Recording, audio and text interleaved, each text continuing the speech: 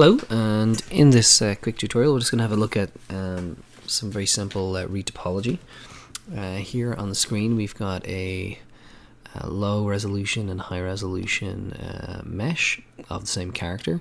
So this one here I think is about 1.1 million verts, and this is about 5,000.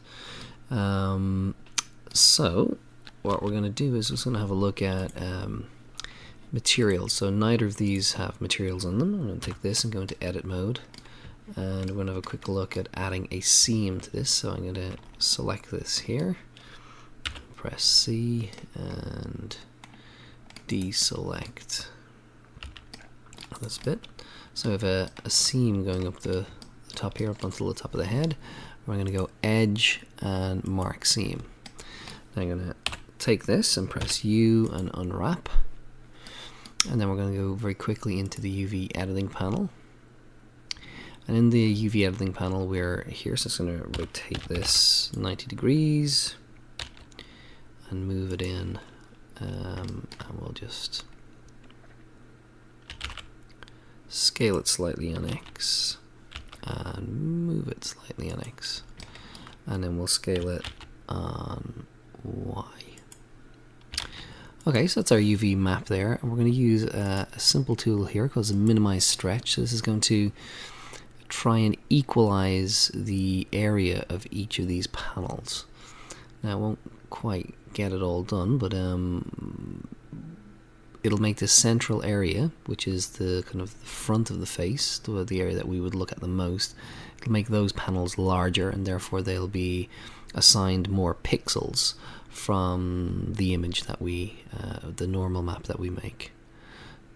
So I was going to left click to finish that process, and we can see this is definitely better than it was. Still not perfect, probably could have let it go for a while, but just for expedience we'll keep going here. So I'm going to press new and create a new image, and we'll call it normap1, and we'll make it 2048 by 2048. Now the size of this image is kind of relative to the amount of detail that you want, if the character will be close to the camera or in the background, or if also if you're, depending on the console or phone, for example, you're making your game for. So that's high enough res for what we're doing here. So there's our black image. Okay. So this model is now almost ready. I'm just going to have to very quickly jump into shading here. I'm going to create a new material. I'm going to call this low res skin. In here I'm going to do something slightly unusual, in the sense that I'm going to add an image texture, and I'm going to load in our normal map that we've just created, this black image, but we're not going to connect it. So normally you would connect color to base color here. I'm going to leave it unconnected for now. So I'm going to go back to modeling, and I'm going to move these two models on top of each other. Now ideally what we want is, we don't want any intersection like this. It'll give us sort of a bad result. So if we have, for example, on the ear here, if I go into snap and I press G, I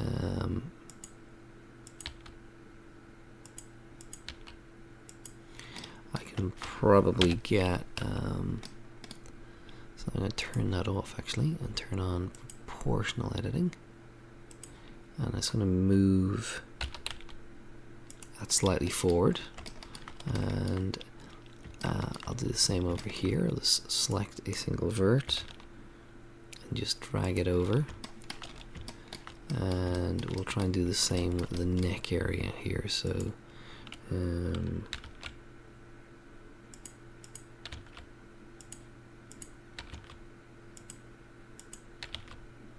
if we don't do this, if we leave it to overlap, then we'll end up with some kind of interesting anomalies in the normal map.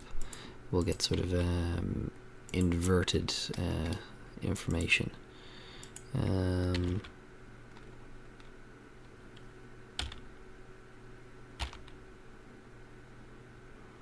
At the same time we want to keep the two meshes as close together as possible. So if you fix this in any sort of extreme way, it'll also be detrimental. So I'm going to leave, so we'll end up with a couple of errors here, but maybe they'll be interesting to see how they kind of manifest themselves. So we'd be looking for an incorrect normal map in these regions here. Okay, so we're ready to bake across the information. So I need to be in the Cycles render engine, so this won't work in Eevee, and you can see here I've got my bake panel open. It's normally by default it's on combined, so we need to change to normals because we're going to make a normal map, and we also going to turn this on here, selected to active. I turn that on, and then very quickly I'm going to select my high polygon model, then hold down the shift key and select the low polygon, and just so we can see it actually baking, and it's going to open the UV image editor and go back here. So I'm going to press bake now. And what we should see is the transfer of the normal, or the sort of the angle of each face from the high polygon model into an image over here, which will be, mainly purple. It's actually 3 colors that are kind of combined. So you can see this nostril area didn't transfer well, and that's primarily because they don't really align. You can see the high polygon model, the nostril kind of goes more vertical, so there's a misalignment here. And then the areas that we didn't fix in the neck, you can see that these have given us a poor result. But eminently fixable, these things. So, this is our normal map. By default, it's not saved. If I save my blend file, this image is not saved. So I'm just going to go save as, and we'll call it face normal map, and we'll hit save. And what we'll do here is we'll go back to modeling, and we'll go back to solid for a moment. We're going to take just the low res model and set it to the side. So at the moment what we can see is a huge difference between the two of these. So let's very quickly just turn this window here into our shader, and this is our image texture here. So let's just zoom in a little bit on that. So we want to change that to be non-color data because it's a normal map, and we can't connect directly. We have to add a vector normal map, so we have to add that in there. So I'm going to connect the two color connectors and then the normal map here. And then finally, we're in solid mode, so we're not going to see this. So I'm just going to move to our mode here. So this is quite shiny because it has absolutely no material on it. So it might be worth just throwing a generic material on this so that the two of them are comparable. So we have a slight sort of problem here at the nose, but we've seen that in the normal map, and we can see these kind of anomalies here around the neck area. But if we ignore them, the amount of detail is actually astonishing in some respects. It's we can see a huge amount of detail has transferred. And if I increase the strength here of the normal map, you can see I can make it too extreme, or I can bring myself right back to no detail at all. So considering what we're trying to achieve, which is to create a low polygon model that has the detail, so this 5,000 polygon model, or 5,000 vertices compared to 1.1 million, this is an excellent transfer of detail. And this model here will be, completely acceptable and functional inside a game engine, whereas this would be deeply problematic in terms of taxing the phone or the console too much if we had enough of these present on screen simultaneously. It also makes animation much easier when you have a low polygon model. Okay, so we're going to leave there for now, and we'll continue the rest in class another day. Hello, in this short video we're going to have a look at this model that we have here on the left. This is our low polygon model, so I was going to take this guy here and hide him for a bit. So we have some minor issues with our image that we've loaded in here, but we'll see if we can fix some of them. So ignore that. And we're going to open our normal map, which is on my desktop. So I'm going to open that guy. So this is the normal map that we're currently using. So I was going to see if I can fix some of these. So one of the most useful tools in here is the healing brush tool. So you literally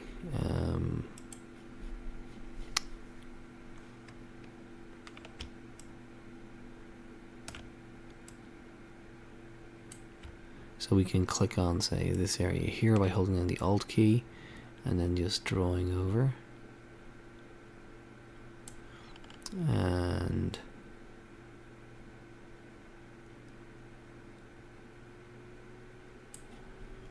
do the same here. Oops.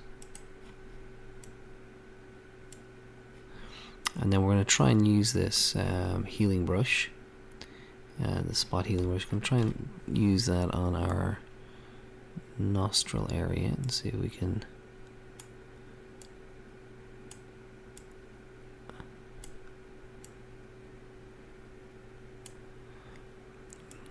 get the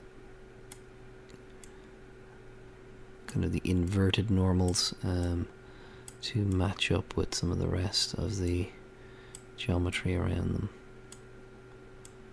Okay, so this is not going to give us a complete fix, but it'll definitely improve some of the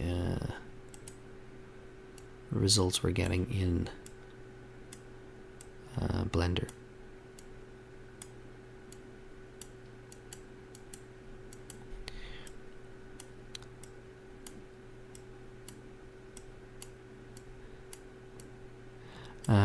So you could take a couple of approaches to fixing this. You could try and fix it and more accurately and better in Blender rather than trying to do it in Photoshop. But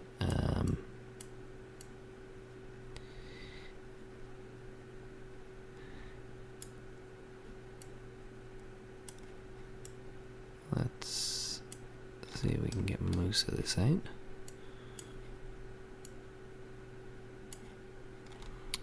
Okay, and